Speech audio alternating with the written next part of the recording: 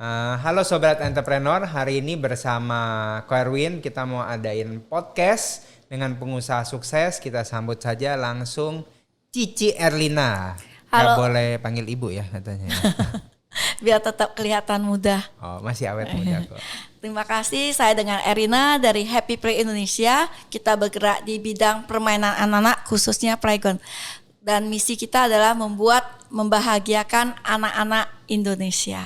Luar biasa. Ini baru mulai langsung promosi bisnisnya. Ini memang ciri-ciri dari pengusaha sukses. Gercep ya, Ci Erlina ya. Ya. Nah, boleh ceritain nggak? Jadi dulu sebelum bisnis Happy Play ini adalah bisnis pertama atau dulunya ada kerja apa sebelum mulai ini? Sebelum Happy Play Indonesia, kalau suami backgroundnya ini agent property. Agent property. Oke. Kalau saya, Kalau saya udah inilah bisnis kecil-kecilan dari jual aksesoris pernah, jual apa aja lah. Akhirnya suatu saat membawa anak saya, saat itu kita masih di Medan, asal kita di Medan, ke Jakarta untuk membawa anak bermain di sebuah bermain. Dan ketika itu kita menemukan, kayaknya anak saya kan seneng banget waktu bermain di playground ya, berjam-jam.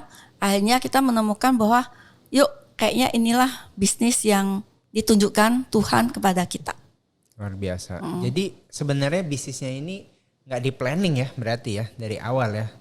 Awalnya nggak, terinspirasi dari anak saya yang senang bermain di playground.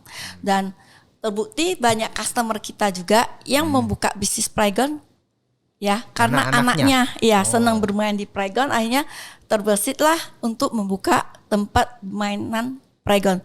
Dan nyatanya ternyata itu lumayan gitu loh, banyak track record kesuksesan dari customer kita yang membuka playground terutama di daerah ya. Daerah misalnya dari Makassar, Kalimantan, Padang, Lampung, itu lumayan semua sukses luar biasa. Oke.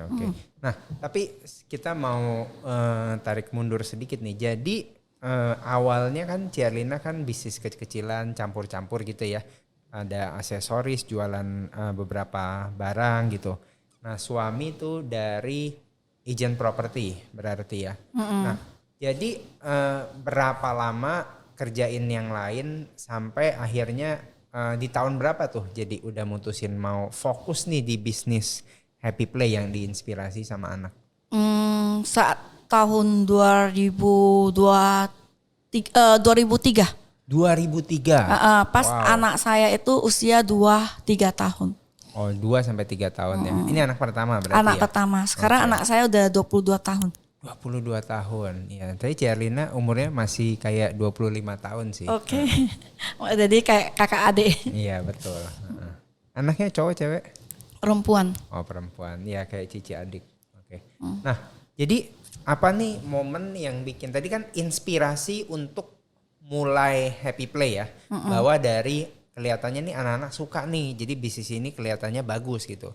Cuman kan banyak orang yang mulai bisnis, tapi kan nggak 23 tahun nih, nggak 22 tahun. Kadang mulai bisnis katanya 1-5 tahun stop gitu kan. Nah, apa nih yang bikin Ci Erlina tuh yakin bahwa Happy Play terutama industri anak-anak ini bakal jadi bisnis yang besar sampai sekarang ini? Terus terang ini berkat doa ya. Waktu awal menemukan Happy Play juga itu suatu saat malam saya doa. Ini apakah ini bisnis yang tepat untuk saya? Dan itu saya dapat jawaban kayak memang di situ hidup saya. Jadi walaupun mungkin bisnis nggak ada yang gampang, semua itu perjalanan. Ada kesulitan waktu kita awal buka ya. Awal bisnis Happy Play, model bisnisnya bukan langsung. Sekarang kita lebih ke pembuatan playground. Awal kita itu di Medan, awal Happy Play itu adalah buka tempat main playground. Jadi awal kita buka itu tepatnya di Sun Plaza. Jadi Anda sebenarnya kalau sekarang B2B, kalau dulu B2C ya, ya, berarti ya, buka untuk kelola sendiri ya, taman bermain itu. Jadi kita buka dengan modal pas-pasan, ya buka lumayan, nggak terlalu besar, nggak sebesar yang sekarang di mall-mall. Namanya 20 tahun yang lalu kan. Di Medan juga belum ada tempat bermain. Sun Plaza tapi lumayan bagus sih. Ya, jadi kita sana buka pas Sun Plaza-nya juga belum rame. Jadi kita buka Berarti awal-awal pas Sun Plaza baru buka juga. Iya, waktu awal. Jadi kita udah buka, namanya bisnis nggak selalu sesuai dengan perkiraan. Sebulan 2 bulan tiba-tiba ada accident. Oh, I see. Tiba-tiba sepi, nggak ada traffic. Kita sempat, aduh gimana? Udah bayar sewa, modal kita di sana, bahkan bayar gaji aja nggak bisa. Akhirnya saya berjalan ke sekolah-sekolah bagi voucher farming. Nah dari situ banyak sekolah, makanya aku bilang ketika kita berjalan selalu dibukakan jalan. I see. Itu dimana kita berjalan lah, makanya ada kesulitan, ada apa, kita selalu cari solusi. Gimana next yang apa bisa lakukan. Kita lakukan adalah kita ke sekolah-sekolah bagi voucher, hampir 10.000 voucher kita bagi, yang balik cuma 100-200. Tapi saya belajar. Ya, tapi saya belajar sesuatu. Ketika kita berjalan, mungkin kelihatannya dari voucher nggak ada hasil. Tapi di sana saya ketemu sekolah-sekolah, kenalan sama sekolah. Salah satunya kayak sekolah Stomo langsung kasih project. Saya mau beli playground nih. Di Medan ada Primary School juga. Langsung naik level ya. dari bikin playground buat sendiri sampai orang suruh bikin playground. Iya. Salah satunya kayak Primary School. Oke, saya mau bikin playground. Dan baru-baru ini baru aja kita pasang bulan lalu. Salah satu sekolah internasional di Medan. Walaupun kita sekarang di Jakarta ya. Kita masih dapat project di Medan. SIS International School baru pasang juga di Medan. Oh SIS, oke. Ya. Nah, dan jadi, sekarang kita kalau di sekolah banyak lah portfolio kita ya. Beberapa sekolah kayak BINUS, beberapa lah. Yang bukan di Jakarta doang. Di Jakarta, seluruh Indonesia kita pasang. Bahkan sebenarnya playground kita udah nyampe ke IKN walaupun IKN-nya baru buka. Sun buka katanya. Nah, jadi itu kan dari awal mulainya. Jadi ini Sobat Entrepreneur sekali lagi ini berarti kalau kita mau mulai tadi Ciarlina ada cerita sedikit bahwa harus lewat jalur langit juga ya, harus doa ya. Pastikan bahwa ini nih memang bisnis yang cocok buat kita gitu ya. Karena semua bisnis bagus tapi belum tentu bisnis itu cocok buat kita. Nah tapi tadi nih masih belum dapat ininya nih. Apa nih yang bikin Ciarlina ngerasa bahwa bisnis ini bakal jadi besar? Apa karena step by step aja pokoknya jalanin aja? Atau ada momen tertentu gak yang kira-kira wah ini pokoknya saya hidup mati saya ini di bisnis ini? Kalau saya sih udah hidup mati di sini. Nah kenapa ketika saya netapin. Karena kan udah aku bilang ketika saya udah suka nih. Karena saya kan bikin ya waktu saya susun visi misinya apanya. Udah kayaknya kayak ilham dari atas gitu loh. Itu dari awal, dari 2003? Iya. Oh. Jadi sempat kita di Medan akhirnya kita dapat proyek bahkan di sekolah. Bahkan itu saat itu saya udah mulai bikin website. Kita dapat proyek di Kalimantan, kirim ke Kalimantan, ke Jakarta. Bahkan akhirnya kita di Medan itu udah sempat 4 outlet.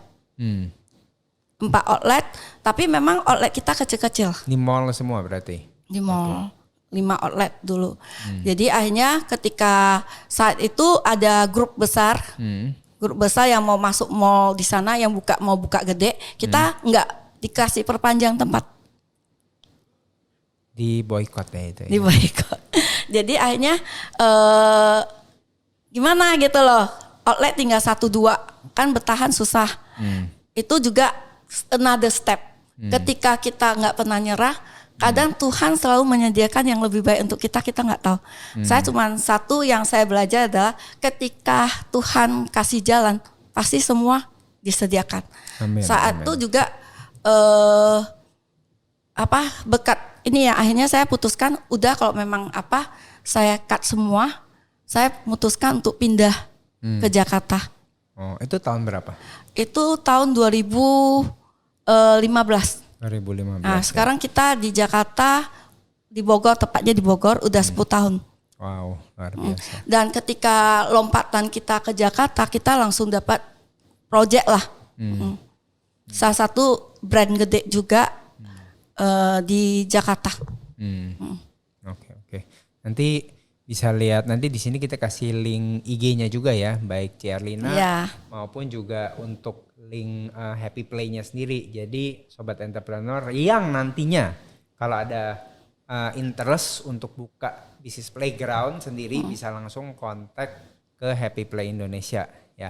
Nah, jadi ini yang tadi kita pelajarin juga bahwa sebenarnya tuh kalau kita mau mulai bisnis kita harus punya keyakinan dulu ya. Keyakinan paling penting. Karena kan nggak gampang, pasti ada tantangan kayak tadi tuh tiba-tiba bisa ada kecelakaan ya kan. Terus ya mungkin bisnisnya saat COVID. COVID tuh paling luar biasa itu. Tapi waktu COVID juga kita lewatin juga. Bahkan waktu COVID kita grow di marketplace. Padahal marketplace kita dari zero. Marketplace. Shopee, Topet. Iya, maksudnya orang beli apanya? Perosotan anak untuk di rumah. Jadi awal bulan COVID sempat ya kan nggak ada project dong. Jadi saya mikirin orang lagi ngapain nih? Banyak orang di rumah. Dan saat itu juga saya launching bulan 3 kan COVID ya, bulan 2, bulan 3 saya udah lihat di China udah mulai COVID. Saat itu juga saya masuk perosotan anak di rumah. Saat lebaran itu udah nyampe dan itu bisa booming langsung booming, bisa 5 sampai 10 kontainer per bulan. Waduh, gila. Coba sobat entrepreneur bayangin cuannya berapa kalian sendiri ya. Di Shopee ya. Di Shopee sama Topet. Itu baru buka toko sih. Tapi sekarang hijau ya. Iya, yang hijau. Jadi tapi sekarang juga di Shopee Topet lagi chaos. Tapi kita punya channel lain lagi yang terbuka. Jadi ketika kita mau berusaha selalu ada jalan-jalan yang terbuka. Jadi sekarang memang kalau para penjual Shopee, Topet, TikTok sekarang kan rasain ya. Kompetitor terlalu banyak, harga main jual modal gitu loh. Itu dirasain juga di kita. Dan memang kita traffic di Shopee, Topet sekarang pasca pandemi malah lebih parah. Enaknya waktu pandemi itu di online marketplace kan lagi naik. Tapi saya udah prediksi. Jadi udah mempersiapkan channel lain. Ya. Nanti kita bahas channel lainnya. Nah, jadi kalau dilihat sebenarnya potensi pasar bisnis playground terutama ya di Indonesia itu sebenarnya gimana sih Ciarlina? Masih cukup bagus. Banyak customer kita sekarang bukanya tier 2, tier 3. Kota tier 2, tier 3. Ya. Contohnya di mana? Misalnya kayak banyak misalnya Padang nih di Bukit Tingginya. Oke. Kalau Bukit Tinggi. Kalau di Jawa di mana? Kalau kita yang bagus itu kebanyakan sebenarnya di luar Jawa. Masih the best omset mereka yang di luar Jawa. Karena di Jawa terlalu padat mungkin ya persaingannya atau gimana? Masih terlalu dekat. Misalnya Jakarta, misalnya Tangerang. Tangerang kalau ke Jakarta kan masih dekat. Dan ke mall masih banyak. Kadang-kadang kalau misalnya di Kalimantan, mereka nggak ada mall. Nggak ada. Atau mallnya mungkin kota-kotanya terlalu jauh ya. Jadi itu justru buka tempat bermain jadi tempat hiburan sekaligus tempat nongkrongan orang untuk bermain hiburan. Dan jangan lihat di kota-kota kayak Sulawesi, Kalimantan, pendapatan mereka banyak. Tapi mereka nggak tahu mau spend di mana. Mau habisin di mana? Iya. Jadi bikin playground sehingga mereka bisa habisin uang mereka. Bahkan ada track record kita punya customer dalam 3 bulan udah balik modal peralatan playgroundnya plus uang sewanya. 3 bulan udah BEP? Iya. Wah, luar biasa ya. Plus sewa. Oke. Semua. Oke. Jadi sebenarnya kalau di Indonesia potensi pasarnya itu malah di luar kota Jawa dan kota-kota tier 2 dan 3 tier 3 itu. Jadi banyak sebenarnya yang belum kita garap. Tapi itu biasanya kita serahkan ke customer masing-masing. Kita kasih peluang untuk orang buka. Ketika customer balik modal, mereka biasanya kan nambah cabang lagi, nambah peralatan dan lain-lain. Nah jadi sebenarnya tuh potensi pasarnya itu sebenarnya yang kalau sobat entrepreneur pengen buka ya sebenarnya. Jadi potensi pasarnya tuh lebih banyak di mana? Di mall kah? tadi kan ada cerita di sekolahan kah atau di ruko-ruko atau gimana? Awal-awal dulu kebanyakan di ruko, tapi sekarang banyak customer kita udah mulai buka yang langsung stand alone. Stand alone? Iya, langsung. Stand alone maksudnya gimana? Stand alone bisa buka kayak gudang, langsung playgroundnya 2 tingkat 3 level, dibarengin dengan F&B, bahkan ada yang tambah fashion. Tapi kalau misalnya stand alone kan dia berarti perlu datengin crowd sendiri ya? Karena ketika ada playground itu udah jadi crowd sendiri. Oh, mereka itu ngusung brand dari Happy Play atau mereka bikin brand sendiri? Biasanya customer kita bikin brand. Kita kan sebagai supplier, sebagai public playground. Dan boleh dibilang mungkin kita sekarang public playground terbesar di Indonesia. Wow, keren banget. Jadi white labeling ya berarti ya, white labeling ya OEM ya ke mereka ya. Oke. Nah, berarti kalau begitu sebenarnya Happy Play sendiri saat ini lebih banyak berarti B2B ya, bukan B2C ya berarti ya? B2B tapi sebenarnya seperti B2B tapi B2C juga. Maksudnya karena gimana? Kan langsung ke customer yang ingin buka bisnis. Ya, tapi maksudnya kan, maksudnya bukan ke grosir lagi ya? Ya. Tapi kalian ada buka playground sendiri juga atau kalian cuman kalian cuma dukung orang bikin playground? Untuk sekarang kita tetap fokus di pabrikasinya karena kita menjaga relasi dengan customernya kita. Jadi kalian pengen orang lain dapet cuan gitu ya? Nah kalau misalnya nih orang pengen bikin bisnis playground, itu sebenarnya apa sih step by stepnya gitu secara sederhana aja, perlu waktu berapa lama, apa yang mereka perlu siapkan gitu loh? Biasanya paling penting itu lokasi. Lokasi? Ya, dari lokasi, riset market, ya. Ketika lokasi udah oke, biasanya kesiapan tempat dan kita memenuhi dari desain sampai produksi, sampai pemasangan, bahkan sampai maintenance. Jadi udah all in tuh ya berarti? Udah all in di Happy Play Indonesia, one stop service. Jadi nanti kliennya apa yang perlu dilakukan setelah playgroundnya udah jadi? Tinggal terima cuan. Terima cuan, luar biasa nih. Jadi pengen buka juga nih. Nah modalnya berapa nih yang paling minim berapa? Paling minim nih starting nih misalnya pemain pemula lah gitu. Paling minim berapa? Terus yang kalau yang buat ini kita nggak ngomong ke corporation gede lah ya, karena kalau corporation gede kan susah kita perbandingannya. Tapi kalau yang buat mungkin orang yang punya uang lebih atau dia misalnya profesional, direktur, dia pengen dapat side income gitu misalnya, modalnya tuh perlu berapa Ci? Kita tergantung besarannya playground karena kita banyak produk. Dari misalnya kok yang desa kecil-kecil, saya nggak punya modal nih, bahkan yang dari 25 juta, 50 juta udah bisa buka.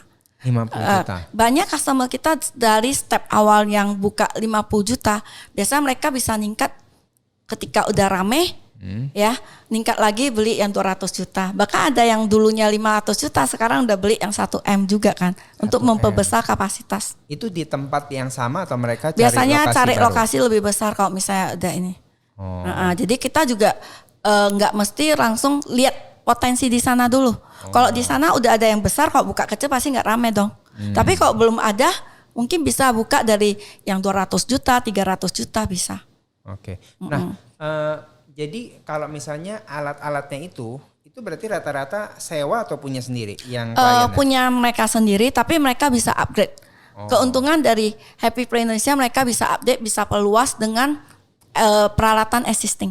Nah, kalau misalnya kan kita anggap kita ada orang kan memang udah punya aset ya, aset nganggur gitu kan, maksudnya properti nganggur. Tapi misalnya ini orang yang sewa gitu, terus mereka lihat rame nih gitu. Nah cuman tempatnya kan udah nggak cukup.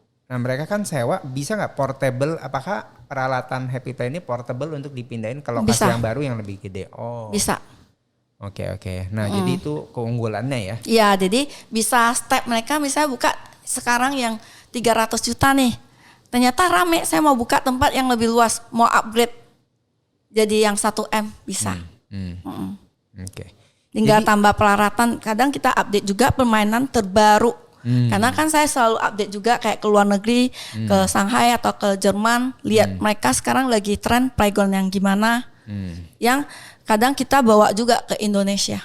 Jadi selalu update apa mainan-mainan terbaru ya. Berarti Iya, ya. inovasi juga. Ya. Nah, Tapi yang disesuaikan dengan market Indonesia juga. Kalau kita tetap bisa bikin sebenarnya, tergantung budget. ya budget ya ada nggak cian-cian. Oke, nah skema kerjasamanya itu gimana? Apa project base, revenue sharing atau gimana? Kalau untuk customer kita project base. Project base. Ya? Tapi kita ada ngeluarin product management.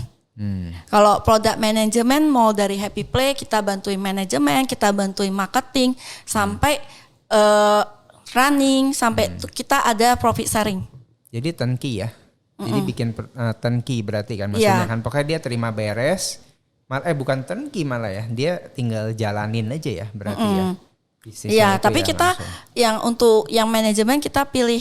Enggak semua kita approve. Terlalu kecil males ya. Kalau manajemen apa kriterianya?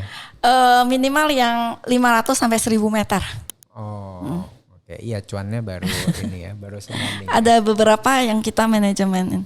Oke.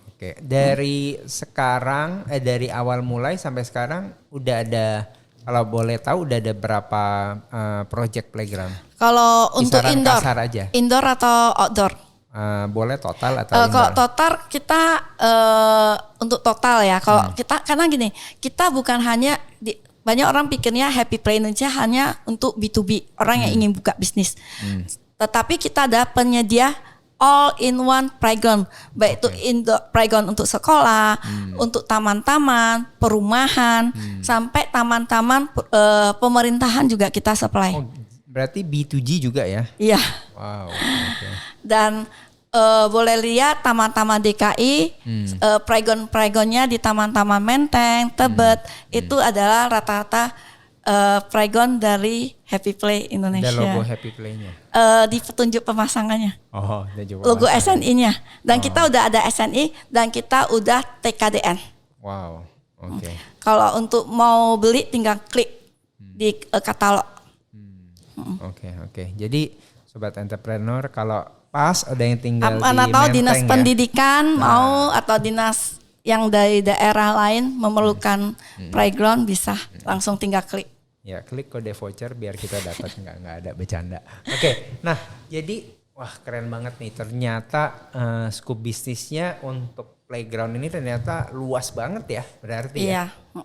Jadi kita orang prinsip adalah kita playground for any solution. Untuk marketing bisa nggak? Bisa. Misalnya perumahan kamu sepi. Dengan penambahan playground itu kayak teman saya punya perumahan belum gitu rame. Dengan penambahan fasilitas playground dia menciptakan traffic baru di perumahannya. Jadi tempat wisata dan meningkatkan orang yang nanya tentang rumahnya untuk perumahan. Karena rumah tuh banyak kan keluarga ya. Iya. Rumah sakit ada juga rumah sakit. Rumah sakit juga ada. Rumah sakit, sekolah juga bisa. Restoran bisa nggak? Bisa. Ada banyak sekarang namanya restoran dengan kids friendly. Aku ada lihat tuh kemarin di Island ya. Jadi dia kayaknya atasnya playground, bawahnya cafe ya. Sekarang banyak ya? Bisa. Jadi restoran dengan kids friendly kita juga bisa supply.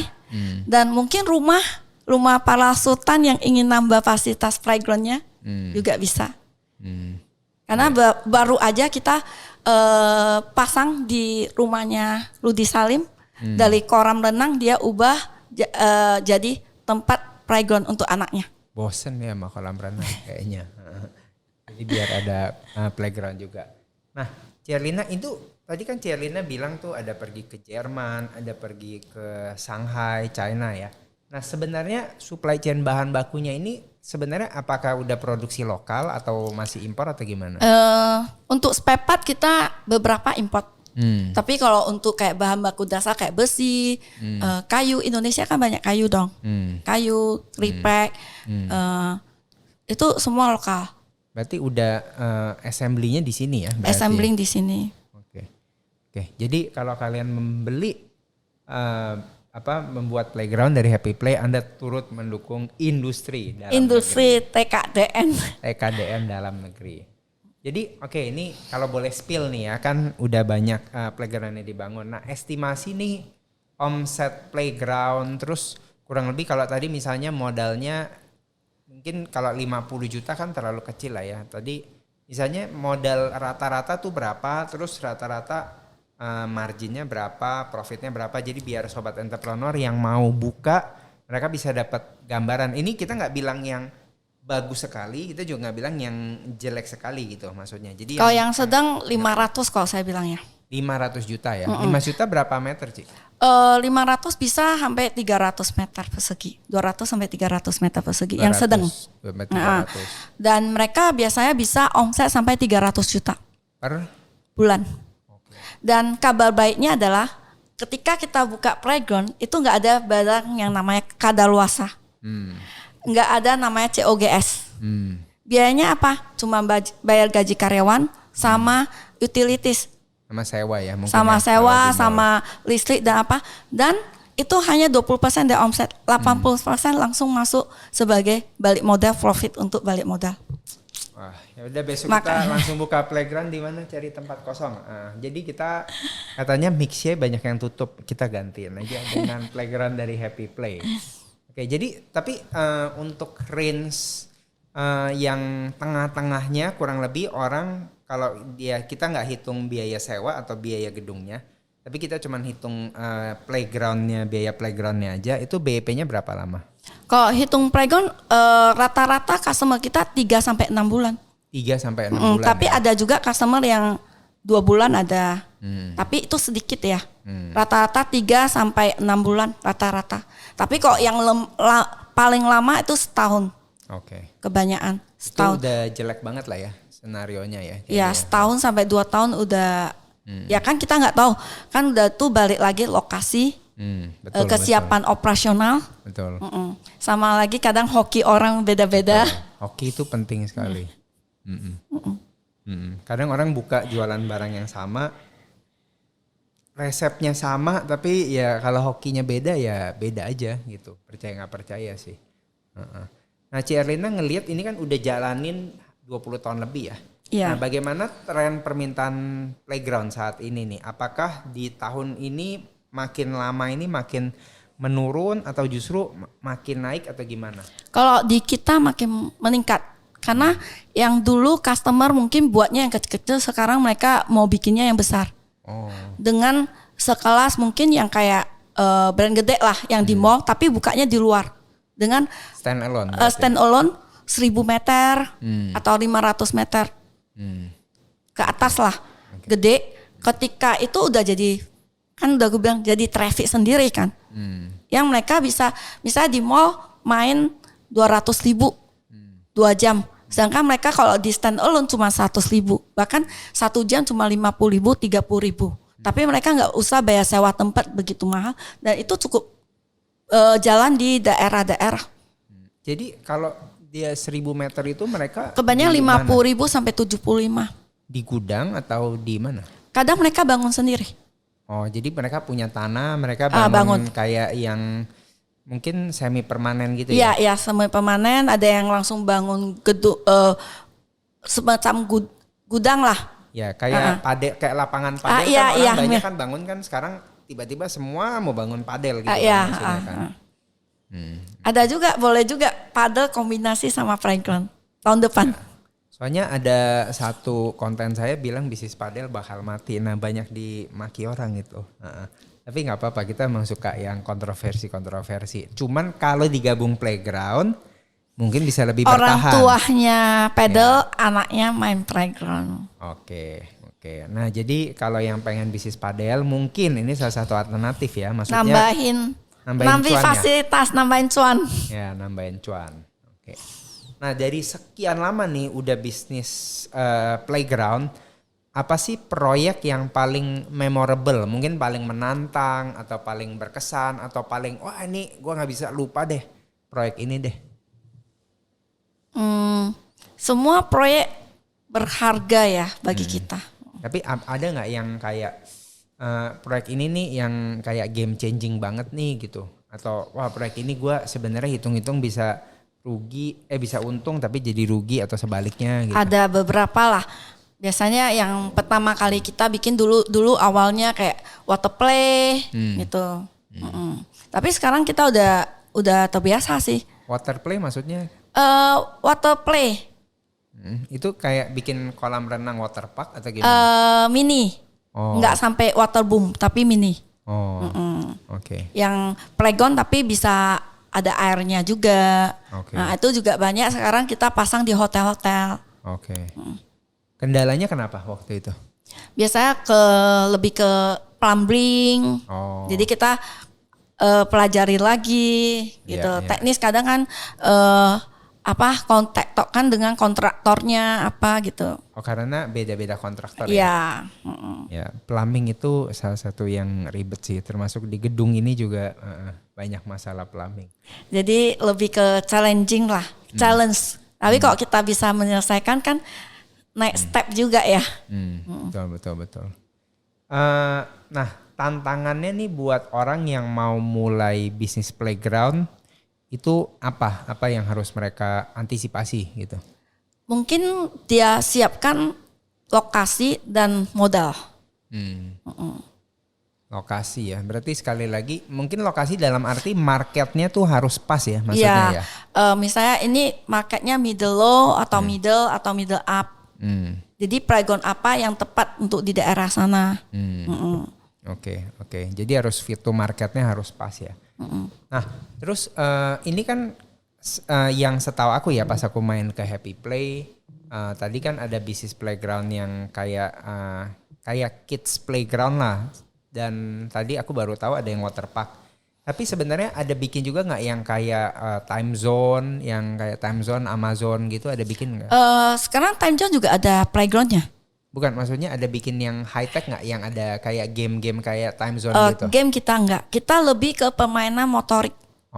Jadi yang low tech ya? Iya, jadi bagi saya apalagi sekarang ya, anak-anak kan suka gadget, suka game. Justru kita menjawab tantangan itu. Bahkan Presiden Singapura aja, Perdana Menteri Singapura ya, Lim Kok Wei, dia bilang anak sekarang banyak yang main gadget, perlu disiapkan ruang gerak untuk anak-anak bermain playground lebih banyak. Itu loh suggest dari Perdana Menterinya Singapura loh. Ya, di Australia juga. Bahkan kita boleh lihat Singapura banyak banget playground yang keren-keren kan, yang bagus-bagus di bandara, di mana-mana, di taman. Dan sekarang juga bagaimana kalau Indonesia seluruhnya bisa punya playground sekelas Singapura. Betul. Dan Happy Play bisa jadi jawabannya. Iya, luar biasa. Tetap jualan. Ya kalau Singapura, kebetulan setahun pasti ada berapa kali ke sono. Singapura sih di setiap HDB pasti ada playground. Ya ada playground di mana-mana. Jadi itu udah ini banget. Cuma Indonesia mungkin masih sibuk MBG sekarang gitu. Ya, tapi mungkin bisa ditambahin ruang geraknya untuk anak-anak. Tapi untuk daerah DKI udah. Banyak taman-taman ruang gerak ramah anak di taman-taman DKI. Mungkin yang perlu mungkin daerah lain kayak Jawa Barat, Sumatera mungkin bisa ikuti supaya nggak ketinggalan dengan Jakarta gitu loh. Betul. Nah ini nanti kalau Pak Marwar Sirait nonton podcast ini ya mungkin boleh dipertimbangkan, atau para gubernur-gubernur, wali kota, bupati-bupati ya. Oke. Nah, kalau dari Ciarlina sendiri, apa nih kegagalan terbesar yang pernah dialamin selama jalanin bisnis Happy Play? Kayak problem apa nih yang paling ini? Bagi saya kegagalan itu adalah kesuksesan yang tertunda. Betul, jadi sebenarnya hidup ini nggak ada namanya gagal, cuma kita belajar. Jadi mungkin kadang kita ada kayak step lah, ada batunya. Waktu saya dari Medan pindah ke Jakarta itu kan step ya. Itu juga titik terendah saya, sampai outlet saya semua saya tutup untuk memutuskan pindah. Saya mungkin kalau saat itu kita melihat itu sebagai kegagalan, tapi kalau untuk sekarang itu malah sebuah perubahan yang membuat kita lebih baik. Jadi apapun masalah kita, ketika kita bisa menyelesaikan, seperti kita sekolah, ketika kita ujian, itu saatnya apa? Saatnya naik kelas. Yes. Jadi ujian itu adalah saatnya kita naik kelas ketika kita bisa melewati ujian ini. Nah, ujian apa yang paling berat belajarnya selama dari perjalanan ini? Ujian yang paling berat? Iya. Ya saat saya step ini. Dari Medan ke pindah Jakarta. ke Jakarta. Iya. Oke. Berarti COVID nggak terlalu ya? Enggak. Karena COVID cuan banyak ya di marketplace ya. COVID memang ujian 1 bulan 2 bulan, tapi bulan kedua udah ketemu solusinya. Oke. Ya. Ini ujian berikutnya duitnya kebanyakan, mau invest mana nanti boleh invest ke SBP Group ya. Nah, jadi kalau saat ini ada tantangan nggak dari saingan misalnya gitu ya, saingan bisnis atau misalnya selama jalanin tadi kan ada yang pas bangun di Medan awal kan ada kasus juga itu, tapi pernah ada tantangan nggak sih? Soalnya kan sekarang apalagi zaman sosial media ya, kayak kemarin kan kita baru dengar berita, nanti saya juga ada videonya mengenai ditawan kan. Terus sebenarnya kesalahannya sederhana, dia minum air, ternyata isinya kan cairannya kan itu cairan berbahaya kan. Itu kan SOP yang sangat sederhana tapi bisa gagal. Dulu mungkin udah sering terjadi, kayak mungkin kita makan di restoran kadang-kadang juga ada kecoa lah apa. Cuman kan gak viral nih karena belum ada sosial media kan. Nah sekarang ini apakah pernah ada ngadapin tantangan kayak gitu gak di Happy Play sendiri? Untuk sekarang sih belum ya. Tapi apapun tantangannya, bagi saya ketika kita fokus pada solusi pasti kita bisa dapat solusi. Jangan fokus pada masalahnya, tapi bagaimana kita hadapi masalahnya. Luar biasa, cakep banget, cakep. Nah tapi ada saingannya saat ini kan bisnisnya bagus, berkembang terus. Nah dari Cielina merasa apa nih tantangan ke depannya buat Happy Play, atau ada saingannya dari mana yang bisa paling menantang buat Happy Play? Namanya kalau orang bilang kalau bisnis yang nggak ada kompetitor berarti kan bisnis yang nggak ini dong. Pasti namanya kompetitor tetap ada. Ya, mau kompetitor terus terang sekarang mau kompetitor dari Cina. Oh dari China langsung? Langsung ada yang buka juga kompetitor lokal mau apa. Tapi bagi saya adalah selalu fokus untuk memperbaiki servisnya kita, perbaiki diri. Sampai ya kita bisa melampaui punya keunggulan dibandingkan kompetitor kita semua yang memang nggak ada di kompetitor kita. Nah, jadi apa nih keunggulannya? Keunggulannya Happy Play ini apa dibanding kompetitor? Jadi kalau orang nih, wah, gue ini misalkan kalau orang kan saingan bisnis bisa aja ya. Oh, gue lebih murah. Oh, gue yang lebih murah dari Happy Play juga banyak. Oke. Tapi yang kita jual adalah kualitas. Dan kita kan masuk servis, kita ada kualitas, ada berbagai harga, dan yang kita jual adalah kejujuran dan kompetisi kita udah di sini pengalaman lebih dari 20 tahun dan banyak kompetitor yang datang. Hari ini dia ada, setahun 2 tahun belum tentu ada.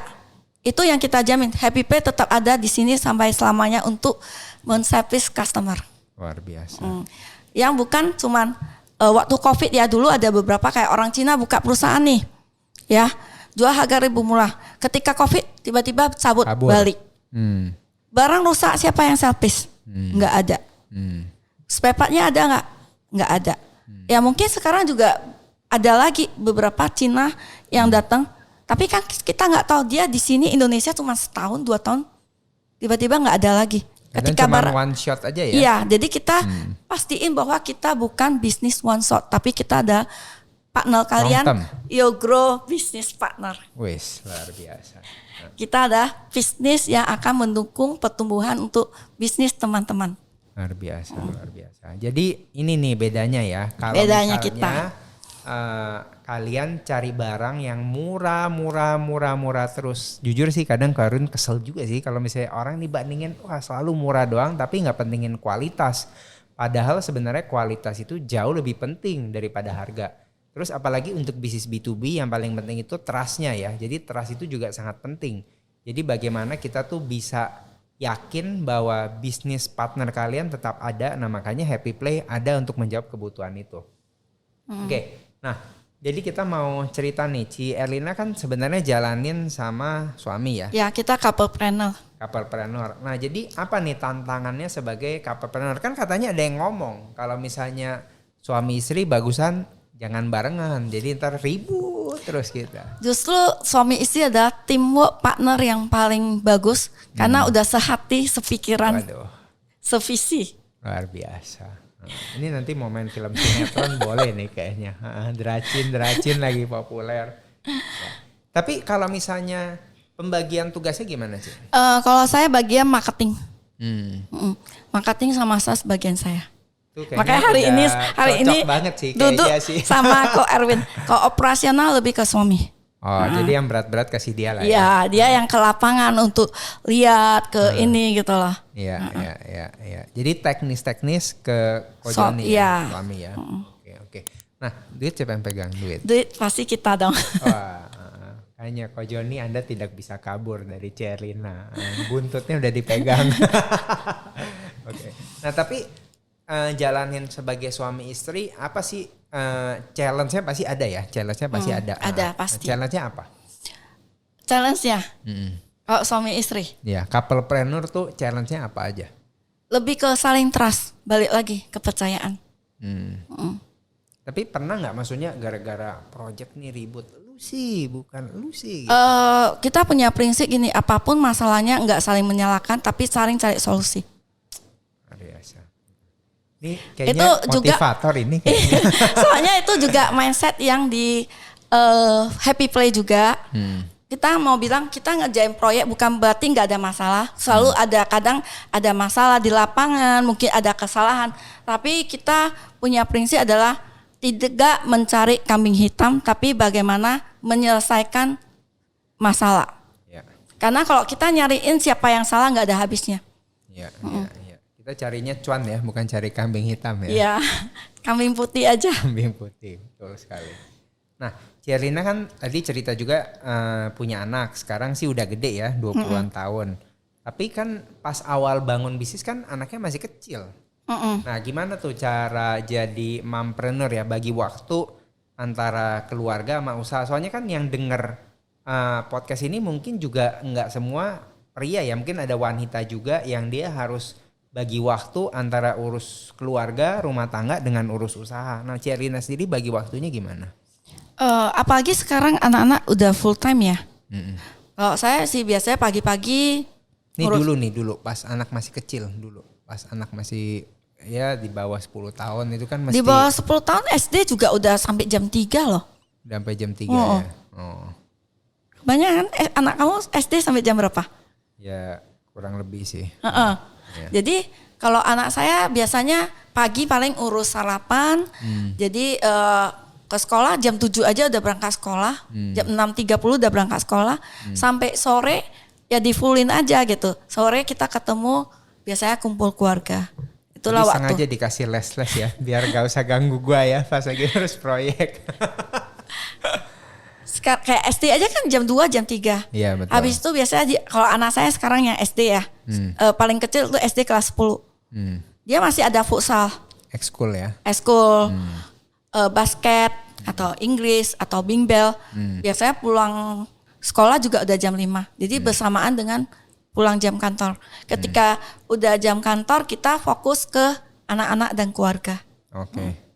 Jadi intinya tuh bagaimana kita atur time management pas kita lagi kerja, kita fokus di kerjaan, pas anak-anak sekolah ya mereka fokus sekolah. Ya. Tapi pas udah pulang kita spend time sama mereka ya. Iya, spend time sama anak-anak dan kan ada weekend juga Sabtu Minggu.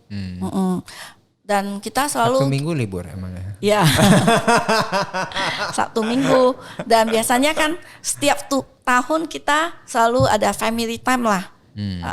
Baik tetap pergi jalan-jalan, baik itu lokal ataupun luar sesuai budget kita. Iya. Kayaknya kalau Happy Play gede, budgetnya sih udah gede sih. Ya. Kayak ke luar negeri terus kayaknya. Nggak selalu, bagi saya nggak penting kita kemana, tapi bagaimana kita menciptakan momen berharga bersama anak-anak kita. Salah satunya bisa ciptakan momen berharga di tempat playground bermain bersama Happy Play. Ya, balik lagi jualan Happy Play, memang entrepreneur sejati. Tapi pernah nggak waktu pas anak-anak kecil tuh dikomplain, kayaknya papi mami ini kerja terus cari duit terus nggak ada waktu buat kita, pernah nggak tuh? Anak aku ada pernah komplain soalnya. Anak saya sih happy aja ya. Karena Happy Play ya. Iya. Jadi happy ya. Di rumahnya ada perosotan mungkin. Karena Kalau ketika dia sekolah kan udah spend waktunya dengan temannya juga sih. Jadi nggak pernah dikomplain ya? Kayak liburan mungkin dia agak bosan, ya kita bawa jalan-jalan. Justru anak-anak bertumbuh itu sangat cepat. Betul. Cepat banget. Jadi bagaimana kita bukan soal rutinitas, tapi bagaimana menciptakan momen yang bisa mereka rekam. Saya ada momen ini yang mereka bisa bawa sampai ke besar gitu loh. Ya. Kebersamaan kita lah. Ya, sampai nanti mereka udah punya keluarga sendiri juga ya. mereka bisa merasakan kebahagiaan keluarga itu gimana. Nice, keren. Nah, jadi apa nih visi kedepannya buat Happy Play? Apakah pengen jadi, kalau di Indonesia kan katanya udah, apa pengen jadi brand playground nomor 1 di Asia atau mungkin ASEAN atau impact sosial atau apa? Visi misi. Kalau visi misi kita ya ke depan kalau bisa ya. Mungkin kita bisa sampai ke negara tetangga, tapi bagi saya market Indonesia masih cukup luas. Jadi untuk saat sekarang 2 tahun ini kita masih fokus di Indonesia. 2 tahun ya, habis itu kemana rencana ekspansi? Biarkan Tuhan yang membuka jalannya.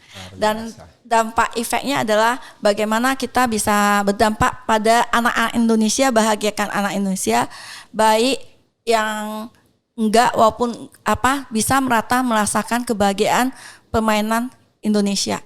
Karena kan kita sekarang juga banyak ruang terbuka anak-anak itu playgroundnya gratis kok. Jadi bagi semua anak bisa merasakan kebahagiaan bermain bersama Happy Play Indonesia.